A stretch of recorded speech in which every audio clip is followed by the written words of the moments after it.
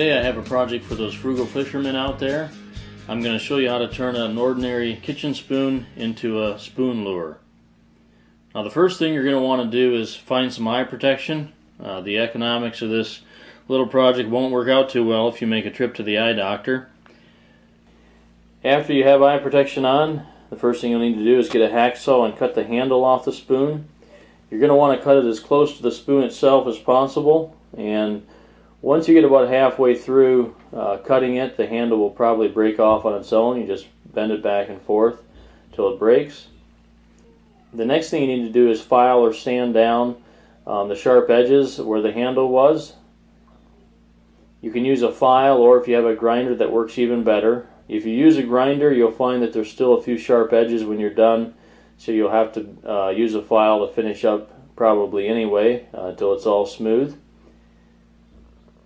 You're also going to have to use a hammer and reduce the curved surface a little bit of the spoon. That's normally necessary to make it swim better in the water.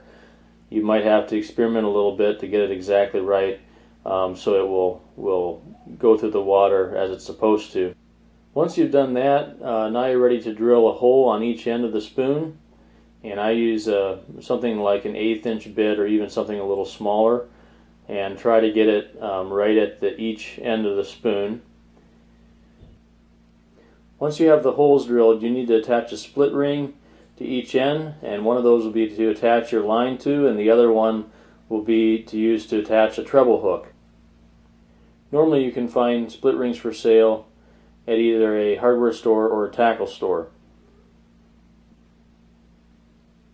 And once you put split rings on each end of the spoon, then you'll want to attach a treble hook. Now a spoon actually has kind of a teardrop shape. It's not an exact oval. So you want to attach the line on the narrow or more pointed end of the spoon, and then the opposite end is where you'll attach the treble hook. Once you have the hook attached, you might want to take it out and test it just to make sure it swims well, that you don't have to change the shape of it at all. And then once you've done that, you're ready to go ahead and paint it. In my case, I used fingernail polish, and I just used some black and some red fingernail polish to give it kind of a speckled look. And obviously you can use your imagination here to make it look however you want. Do us a favor and rate this video by pressing like or dislike, or let us know what you think in the comments. And as always, thanks for watching, and I'll see you next time.